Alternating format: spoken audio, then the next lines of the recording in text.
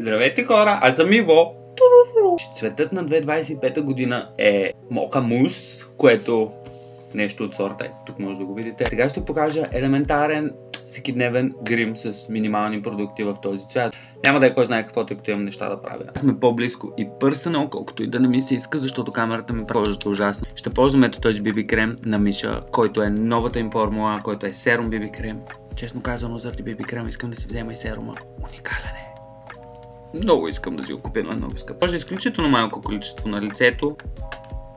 Моят е в цвят 21 Light Beige. И ще го разнеса с пръсти, защото лично според мен се прелива много по-лесно. Ще сложим тук, тук, тук, тук. Не знам какво стана на лицето ми. И на челото не, тъй като съм с бретон. Ето така, след като сме сложили BB крема, има много хубав завършък, супер лек е, не се усеща на лицето и е с много хубави съставки. Тъй като имам малко или много тъмни кръгове под очите, тук това и разни работи ще ползваме този коректор на Revolution в цвят C5. Това е Conceal and Define. Той е една идея по-тъмен, отколкото ми е BB крема. Казах, че когато ползвам една идея по-тъмен коректор за тъмните си кръгове, ги прикрива много по-добре, отколкото като е по-светъл. И особено ако е с прасковен подтон. Мисля, може да видите тук, тук. Главната част. Тук сме всички за цвета на новата година. Окей? Стига се с кожа, стига с глупости. Ще ползвам това червило. Trended Up The Matte Vegan Lipstick, мисля, че се казва, или Мега, не знам, 440 мат. Изглежда ето така, това е цвета. И като видях цвета на новата година, просто бях като that's like literally that's the color. That's the color. Това е цвета, който е уникален. Ползваме както за червило, така и за руж. Окей. И слагаме ружа ето тук.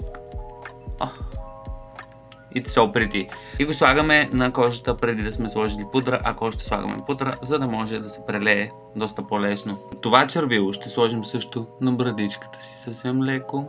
Завършъка на самото червило е матов, но заради BB крема се преля много хубаво, не е на петна и честно казано мисля, че работи много по-добре от някои кремообразни ружове. Но изглежда ето така. В крайна сметка това е червило, така че тук сложим и на устните.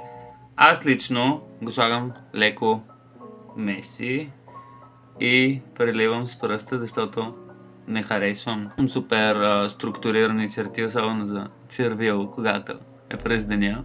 Нещо такова. Ползваме тази пудра на Essence. All About Matte Fixing Compact Powder. Аз я обожавам. Мислех, че е пълен буклук, но и ето с такъв Powder Puff. Нанасям малко на ръката си, за да не слагам прекалено много продукт. И го слагам просто в тази част на лицето, в която се омазнява за мен. Няма да правим кой знае какъв контур, но ще ползваме ето този, който е на Роман в 02.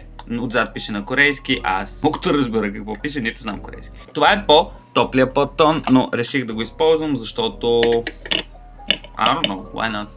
Контурирам лицето си. Последно време правя нещо по-различно, тъй като осъзнах, че всъщност съм отслабнал доста. Както виждате ето тук, Hollow Face. И контурирам само тази долна част на челюстта си. Този контур ще го използваме също и за сенки.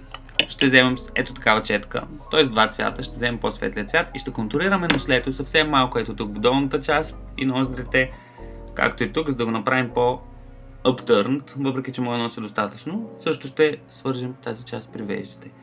И каквото е останало на четката, го слагаме на клепача. Супер меси, но както виждате дава достатъчно дефиниция. Просто се опитваме да дадем съвсем лека дефиниция на окото. Ще ползвам кафява очна линия, а не черна, която е на Essence Lash Princess Liner Brown. Така, аз в принцип много не харесвам такива фел тип очни линии, но тази ми допада. Слагаме на ръката си, защото както виждате има синьо и кафяво. Защо не знам, и го смесвам и става cool tone. Окей, прети. Тук е момента, в който спирам да дишам, защото може да объркам. Мисля, че ще мъкна, след малко ще се говори. Изглежда ето така, няма кой знае каква разлика, малко е меси, но какво ми пука.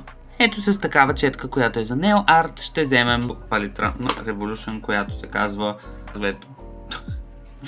И ще вземем просто кафяв цвят, който е ето този. Съвсем леко да издължи мощната линия с тази четка. Like to be a catfish. Ето тук имам всъщност този трик с The Beauty Marks. Помага, ако имате някаква малка пъпка или зачервяване, което не ви харесва. Тук имам пимпъл, който се хилва вече, но е леко червен и прозира, затова правим така. Тук си имам моят Beauty Mark Natural, който пак подчертава. Тук също имам пимпъл, който се показва Beauty Mark. Тук под окото си имам Beauty Mark. И ето тук на носа имам. Съвсем лекичко ги докосвате просто и изглежда доста по-естествен целият грим, според мен. Мое мнение. Искам да запазя грима възможно най-матов, защото този цвят мока мус. It's giving matte. Но няма как да забравим хайлайтър на нослето, задължително е за мен. И ще ползваме на Revolution, Dare to Divulge. Те са им стандартната серия, просто някакъв леко Rose Gold с ето такава четка. Го слагаме ето тук на малко над краечето на носа и слагаме ето тук между очите си само. Не ги свързвам, просто правя горе-долу като една точка и ето това. Не знам как да обясня. Very mindful. Оставихме ли го този тренд в 2024-та? Hopefully. В последно време си ползвам черна спирала, тъй като косата ми е тъмна, но сега ще ползвам ето тази, която е Sky High, цвят True Brown. Моята е почти изхарчена, което ми харесва, защото аз много мразя, когато миглите ми много лесно стават дълги и гъсти. Което хората обичат, но аз не, защото искам малко по-естествен вид на тях, така че сега съм много доволен, когато спиралата ми е изсъхнала и почти привършила. Просто искам да махна пудрата от миглите, която се е насъбрала и да ги потъмня съвсем леко. Сега, любима моя част. Гланц за устни. Много опции всъщност. 4! Така че ще ви ги покажа и ще го решим заедно. Първото е на Kiko Milano, който е малко по-розов гланц, няма да лъжа, но мисля, че ще работи в цвят 32. Може би е прекалено розов. Следващия е този на Catrice, който е в Prove Me Wrong 040. I don't think so. Имаме Milky, This is Milky Gloss на NYX в цвят Cookies and Milk. Може би, той ще го мислим. И този, за който аз сетих веднага, е на Revlon Color Stay Ink в цвят 02 Wild Rose. Но това изглежда да е доста топъл подтон.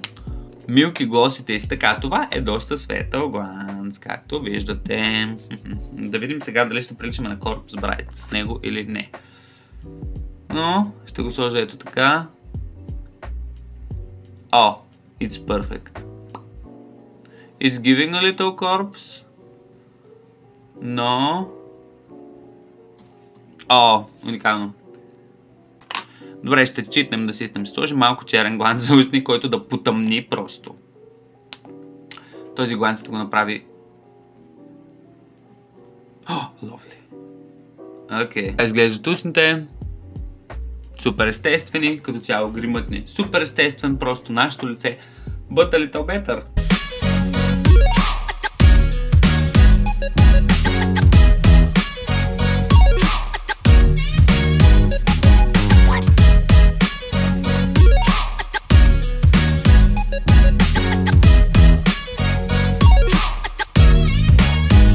Надявам се да ви е било полезно и интересно. Това са гримове, които аз ползвам ежедневно. Ако ги пробвате, напишете ми долу в коментарите. И ако сте пробвали този грим в Instagram, може да ме тагнете. Долу в описанието са моя Instagram и TikTok. Линковете може да намерите там. И ви пожелавам една страхотна и успешна нова година. Бай!